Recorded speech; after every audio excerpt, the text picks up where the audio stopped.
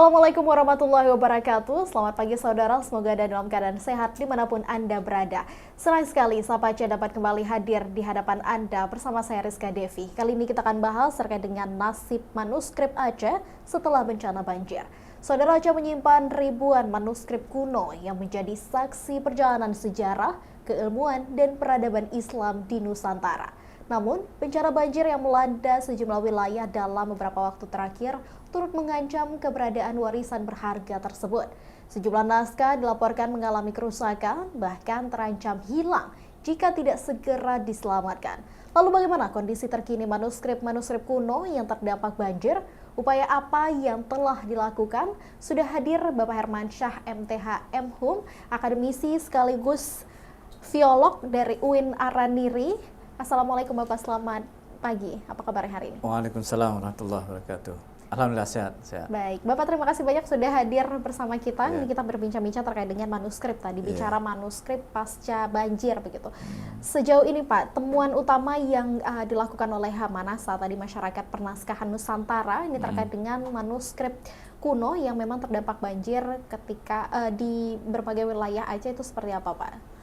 Ya, temuan kita terakhir kalau kita ingin menyebutkan ada ribuan manuskrip yang musnah akibat banjir. Tetapi klaim itu tidak bisa kita sebutkan langsung karena kita belum ada data konkret terhadap naskah-naskah yang hilang. Tetapi yang pastinya sejauh ini ada ratusan naskah yang rusak, malah sampai sekarang belum tersentuh, terjamah untuk diperbaiki.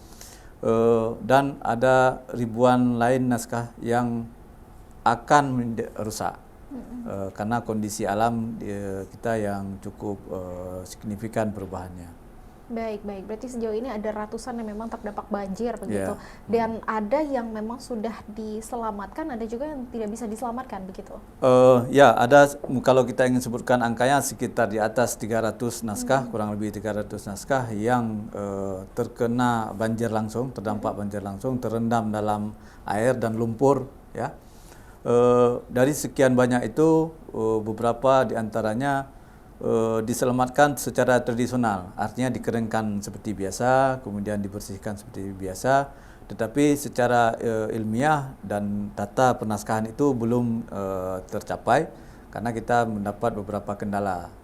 Salah satu diantaranya adalah restorasi itu membutuhkan biaya yang cukup besar, seperti itu. Nah, baik itu yang mulai dari Aceh Timur, naskah-naskah yang terkena di sana, Aceh Utara, Biren, Lok Semawe, PD Jaya, bahkan sampai di PD. Nah, itu yang terdampak langsung banjir. Baik. Tadi bicara ada yang memang sudah diselamatkan. Itu seperti apa Pak metode yang digunakan mungkin untuk bisa menyelamatkan naskah-naskah yang terlanjur terendam banjir begitu? Ya, saya sebagai Ketua Manasa Aceh, ya, sejak bulan Desember 2025 kita sudah melakukan pendekatan komunikasi dengan masyarakat, naskah apa saja yang selamat, ya. Beberapa kolektor yang kita kenal, ada kolega beberapa orang yang kita punya hubungan baik, kita mendapatkan bahwa beberapa naskah memang bisa diselamatkan. Nah, ada yang juga yang tidak bisa. Sampai sekarang saya bawa beberapa contoh yang naskah yang belum bisa diselamatkan, ya, terdampak banjir. Nah, langkah awal yang kita lakukan adalah pemetaan naskah-naskah yang berdampak.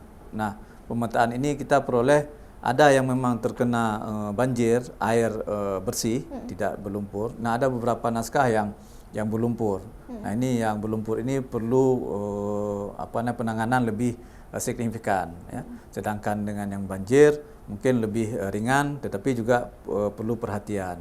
Kenapa? Karena lambat laun tinta yang ada di dalam naskah itu tentu akan memudar, salah satu diantaranya, ataupun terjadi korosi tinta. Nah, sehingga tinta itu akan memakan kertas, hangus, dan itu merusak, menghilangkan peradaban, ya. Nah, kita sudah menjajaki kepada pemerintah Aceh pertama sekali, juga kepada Perpusnas yang punya gawe di sini, artinya terhadap naskah-naskah yang ada di Indonesia, Perpustakaan Nasional, dan juga kepada BPK, Balai Pemajuan Kebudayaan Aceh, di bawah Kemenbud ya, Kementerian Budaya. Dan kita sudah sampaikan data-data kita, data-data konkret yang di lapangan. Dan sempat juga kita, karena beberapa kawan media ingin merilis, silakan kami berikan data seluasnya, silakan Anda cek di lapangan. Ternyata sangat memprihatinkan sekali. Baik. Tadi bicara pendataan, Pak. Itu seperti apa kemudian metode yang digunakan untuk bisa mengidentifikasi, mungkin dari Manasanya sendiri, untuk mengidentifikasi manuskripnya itu dalam kondisi yang seperti apa? Mungkin rusak ringan, kemudian juga sedang atau parah. Kita pertama sekali melalui komunikasi dengan masyarakat ya, yang ada yang rusak ringan naskahnya. Kemudian juga mereka mengirim beberapa foto naskah kondisinya. Dan juga melalui wawancara, terjun langsung ke lapangan. Semalam baru saja saya pulang dari Aceh Utara, melihat langsung naskah-naskah di sana bersama dengan Dinas Perpustakaan. Ya, ada kegiatan tentang melihat inventarisasi naskah-naskah bencana. Nah, melalui itu kita bisa memilah beberapa naskah yang memang kondisinya sangat parah sekali. Ini perlu penanganan lebih cepat. Nah, di antara wilayah yang kita sebutkan tadi, Kabupaten Aceh Timur, Langsa itu termasuk beberapa naskah yang rusak parah. Nah, itu mungkin kita akan lebih awal menanganinya. Meskipun sampai sekarang ini belum terwujud, tapi langkah ke sana sudah ada. Langkah-langkah arah ke sana sudah ada, tapi belum terwujud. Yang kita inginkan ini supaya langsung terwujud, jangan terlalu lama, karena naskah yang terkena banjir itu semakin mengeras seperti batu dan semakin sulit dilepaskan lembarannya. Nah, itu yang terjadi sekarang, seperti itu. Nah, jadi kita melakukan wawancara, terjun ke lapangan, melihat keaslian manuskrip yang terkena, dan kita dapatkan informasi yang cukup konkret. Baik. Berarti memang pendataannya sudah dilakukan, kemudian juga sudah melihat langsung bagaimana kondisinya, begitu. Tapi untuk pemulihannya atau untuk perbaikannya itu masih dalam proses seperti itu ya. Nah, baik Bapak, kita tahan terlebih dahulu, lalu kita akan lihat bagaimana kondisi dari manuskrip kuno ini pasca banjir. Sesaat lagi saudara tetap bersama kami di Sapa Aceh.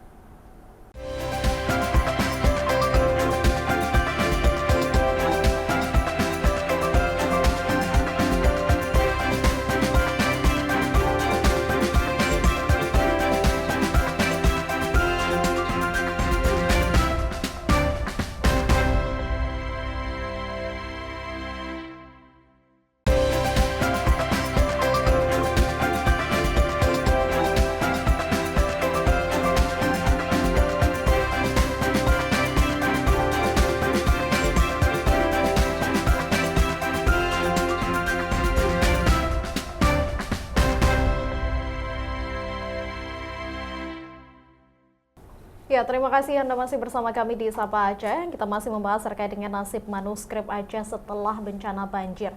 Pak, tadi kita bicara bagaimana kemudian temuan-temuan ini membawa kita kepada manuskrip yang saat ini masih dalam kondisi rusak yang ringan, kemudian sedang, ada juga yang rusak parah sampai tadi tidak bisa diselamatkan begitu. Tapi ini kalau saya lihat di depan saya, Bapak ini membawa sejumlah manuskrip yang memang sudah dibukukan, ada juga yang masih dalam kondisi terkena banjir ini ya.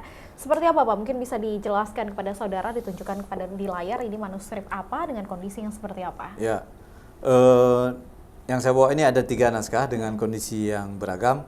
Yang pertama ini naskah yang dari Aceh Utara. Ini yang terkena banjir November 2025 kemarin. Nah, ini sudah lengket. Ya, ini dari Lapang, koleksi masyarakat di sana, Bu Safriani yang sekarang pemiliknya dari ahli waris keluarganya.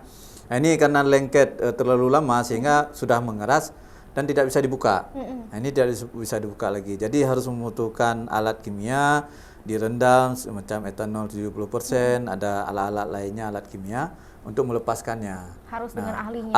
Harus dengan ahli. Nah, ini biasa dilakukan oleh orang konservator atau oleh orang-orang yang paham tentang restorasi naskah.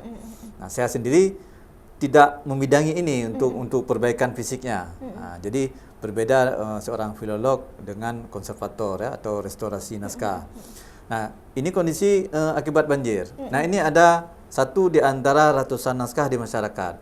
Nah, alhamdulillah waktu di bulan 5 kemarin Perpusnas hadir ke Aceh untuk merestorasi naskah di Aceh, khususnya Aceh Pidi Jaya dan Aceh Utara. Nah, ada beberapa masyarakat yang mempercayai kita dikirim naskah ini ke Banda Aceh karena mereka kerja di UIN.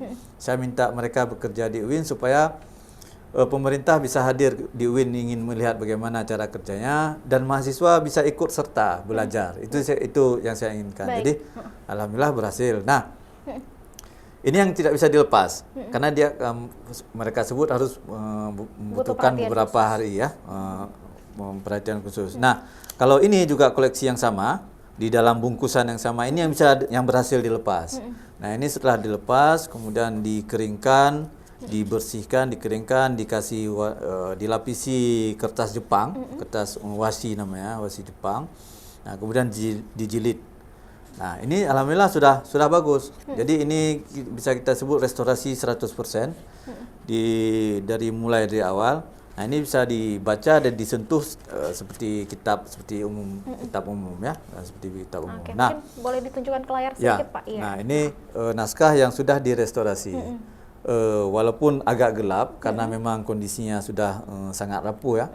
Diberi kertas yang lebih tebal. Nah, ini sudah bagus. Nah, langkah selanjutnya apa? Langkah selanjutnya adalah digitalisasi. Ini digitalkan sehingga ini bisa disimpan dengan bagus. Kemudian direproduksi dengan kondisi yang sama, reproduksi naskah. Sehingga yang disimpan adalah yang asli, kemudian yang bisa ditunjukkan ke orang adalah repro. Nah, itu beberapa langkah yang untuk penyelamatan naskah. Nah, misalnya masyarakat tidak ingin menjaga ini, tidak sanggup lagi menjaga, mungkin bisa memberikan kepada pemerintah Aceh khususnya ya, jangan dijual ke luar negeri seperti itu. Baik, Pak. Ini kalau dilihat dari kondisinya tadi ada yang ini masih basah dengan basah banjir, kemudian ini yang sudah diperbaiki, yang sudah dikeringkan. Ini usianya berapa lama nih, Pak? Ya, kalau usia naskah kita bisa lihat di watermark kertas ini. Ini kertas Eropa. Kalau kita lihat ada watermark di dalamnya itu sekitar 1800-an, 1850. Ya, ada capnya. Sekitar 2 abad ya? 2 abad, 200 tahun lebih.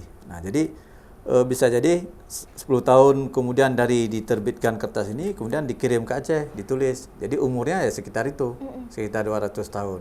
Nah, lebih akurat jika ada nanti kita temukan disebutkan di kolofon di bagian akhir, ada penyebutan bahwa tamat kitab ini saya tulis di tanggal sekian, tahun sekian dan sebagainya. Itu ada. Tapi kalau tidak ada, kita merujuk kepada kertas. Nah, rata-rata kalau kertas Eropa di Aceh itu di 1600 sampai 1800. Nah, jadi kalau kertas Eropa seperti ini umurnya sekitar 150 sampai 200 tahun. Nah, jadi seperti itu. Dan ini temuannya dari masyarakat begitu, ya, milik pribadi. Milik pribadi masyarakat, pribadi masyarakat. Tapi kalau misalnya kita lihat ini ada manuskrip yang memang tidak bisa dibaca lagi, seperti tadi Bapak sebutkan ada yang tintanya korosi begitu. Itu seperti apa, Pak? Apa yang bisa dilakukan kemudian yang tidak bisa dibaca ini kepada manuskrip seperti itu? Ini ada juga yang kasus lainnya selain banjir ya. Ini kasus naskah yang korosi tinta atau aus tinta. Jadi ini diakibatkan zat tinta terlalu keras, tidak cocok dengan kertas, walaupun ini kertas Eropa. Nah, memang ini salah satu naskah yang dihibah ke saya, ke kami di tahun 2023. Kami minta diperbaiki di Andri. Saya ingin menunjukkan kepada masyarakat bahwa jika tidak direstorasi secepatnya, maka akan hancur seperti ini dan tidak ada bisa dilakukan lagi. Nah, jadi bagaimana cara ini supaya yang bolong-bolong ini bisa diisi? Kita harus mencari naskah lainnya yang sama judul, sama konteksnya, baru bisa dibuat salinan ulang. Nah, itu kan pekerjaan yang sungguh menyulitkan sekali ya, sehingga tidak mungkin dikerjakan dalam waktu yang singkat. Tetapi setidaknya jika lebih awal kita ingin menyelamatkan naskah, mungkin tidak akan terjadi seperti ini. Nah, jadi jika ini walaupun sudah terlambat, ya sudah, berarti beginilah hasilnya. Nah, setidaknya tidak punah semua lah, masih ada yang tersisa walaupun sedikit gitu. Tapi sebenarnya bicara beberapa naskah kuno ini yang memang peninggalannya ada yang sudah tidak bisa dibaca lagi begitu. Seperti apa Pak kemudian dampak yang memang bisa terjadi terhadap sejarah ataupun peradaban Aceh apabila memang naskah-naskah ini atau manuskrip ini tidak segera diselamatkan begitu, ada yang punah atau segala macam? Ya, kita harus mengakui bahwa ada mindset di masyarakat kita, terkadang yang sejarah menjadi dongeng, yang dongeng bisa jadi sejarah kan. Yang fakta bisa jadi dongeng, dongeng bisa jadi fakta. Akibat karena seperti ini kelalaian kita. Ada fakta-fakta yang hadir di masyarakat tetapi tidak terekam, bahkan musnah, sehingga itu menjadi dongeng. Nah, dengan melihat ada tanda bukti seperti ini salah satu bukti bahwa intelektual masyarakat atau peradaban Aceh itu sungguh sangat luar biasa di bidang bukan hanya bidang keagamaan, tapi juga bidang sains, pengetahuan, bahkan kearifan-kearifan lokal. Misalnya tentang bencana alam, tentang perobatan, wabah dan sebagainya, itu sudah dibahas di dalam naskah. Nah, hanya saja kita banyak gap yang terputus karena akibat bencana alam, akibat konflik yang berkepanjangan, akibat perang yang terus-menerus, sehingga naskah-naskah seperti ini hilang. Apalagi peradaban kita beralih dari naskah-naskah kuno yang bertulisan Arab Jawi ke teks-teks Eropa yang tulisan Latin.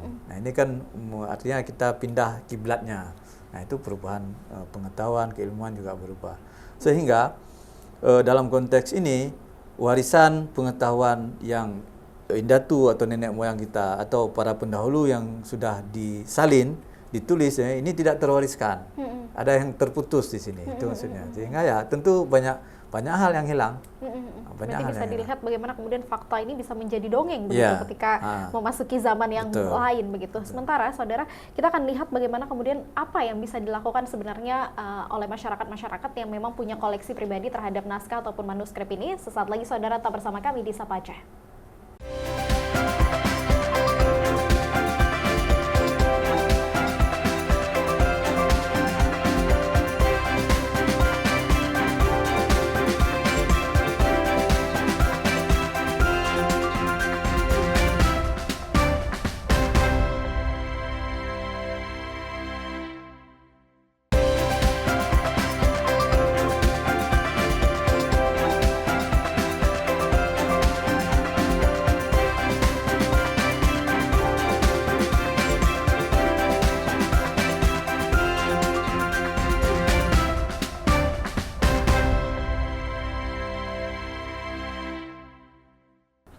Ya saudara, terima kasih Anda masih bersama kami di Sapa Aceh. Kita masih membahas terkait dengan nasib manuskrip Aceh setelah bencana banjir.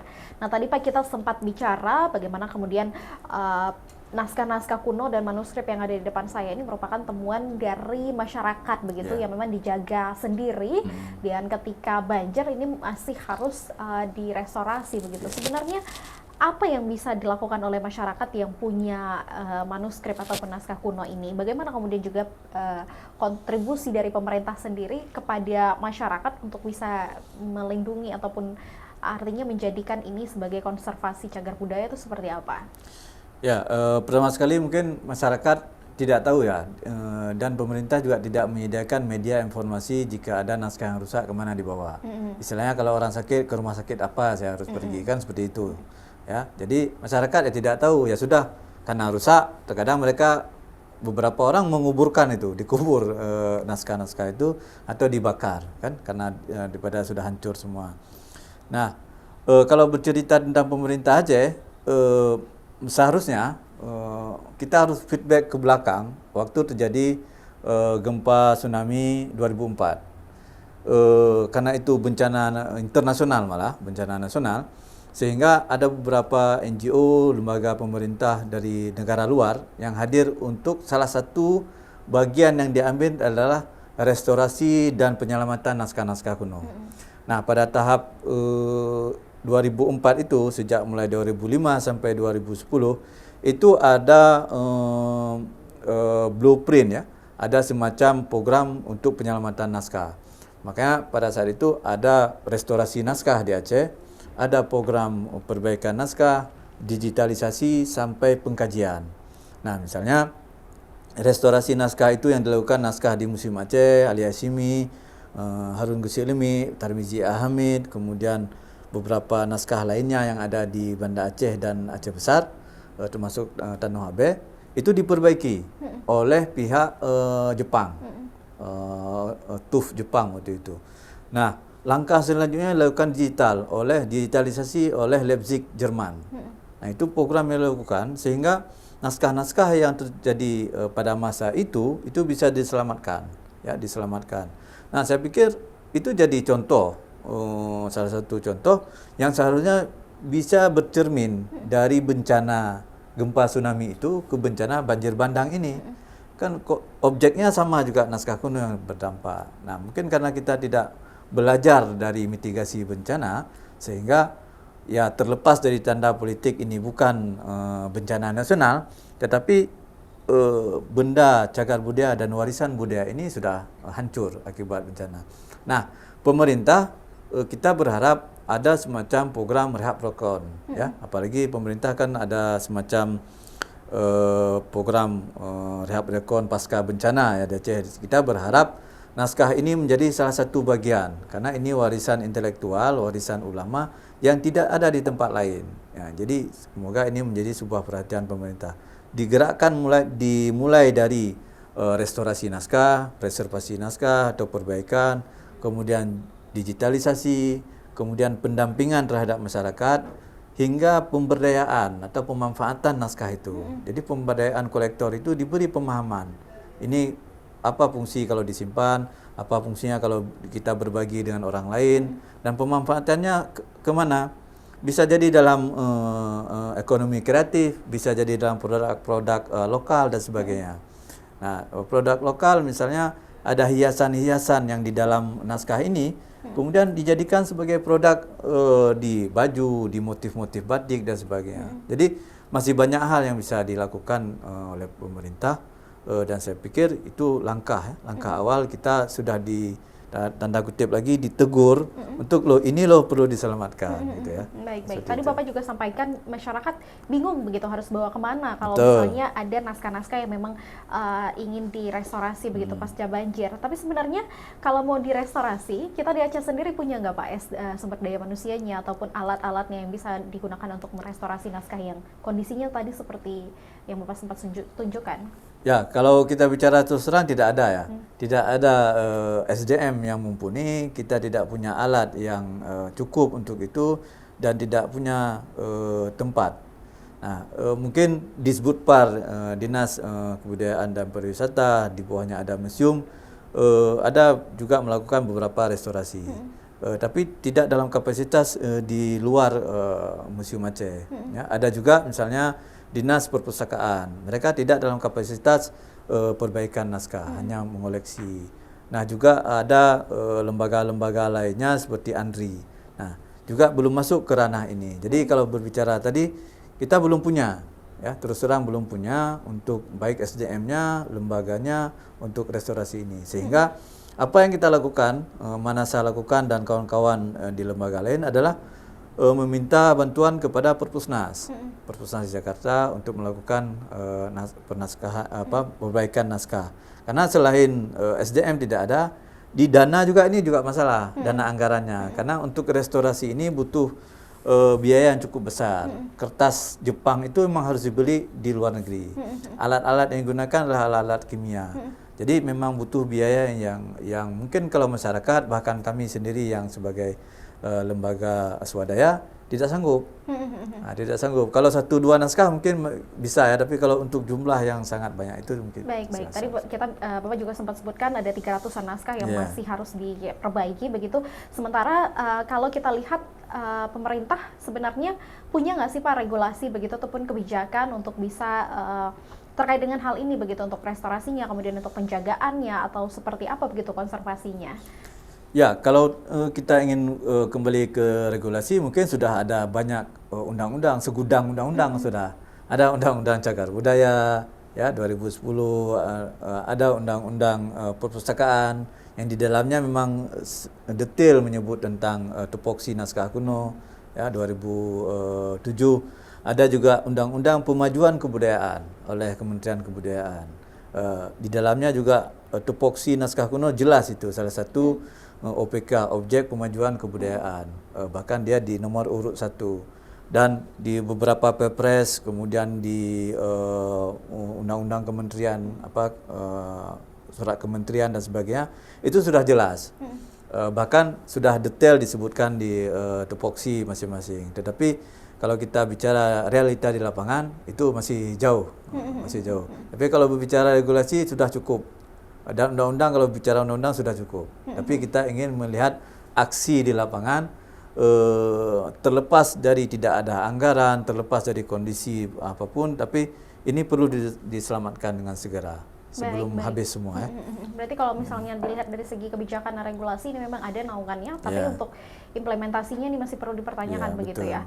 Sementara Pak, singkat saja, seperti apa harapannya untuk kedepannya mungkin dari Manasa, kemudian juga untuk masyarakat atau pemerintah, singkat saja Pak. Ya. Kita berharap ada dukungan dari pemerintah Aceh dan juga pemerintah pusat, baik itu dukungan kebijakan, dukungan kelembagaan, juga dukungan anggaran ya untuk penyelamatan naskah ini. Juga terhadap program-program keistimewaan di Aceh yang seharusnya mereka lebih maju di depan, fokus, tapi malah sama sekali belum tersentuh untuk hal ini. Baik. Memang kita harapkan ke depannya bagaimana kemudian regulasi dan juga pemerintah dan masyarakat itu bisa lebih fokus untuk bisa mengkonservasikan cagar-cagar budaya ini begitu ya. Dan saudara, begitulah perbincangan kami di Sapa Aceh terkait dengan nasib manuskrip Aceh setelah bencana banjir bersama dengan akademisi dan filolog UIN Araniri, Bapak Hermansyah. Dan juga saudara jangan lupa saksikan Sapa Aceh setiap hari Senin, Rabu, dan Jumat di Kompas TV Aceh. Saya Rizka Devi, pamit undur diri. Sampai jumpa. Wassalamualaikum warahmatullahi wabarakatuh. Waalaikumsalam.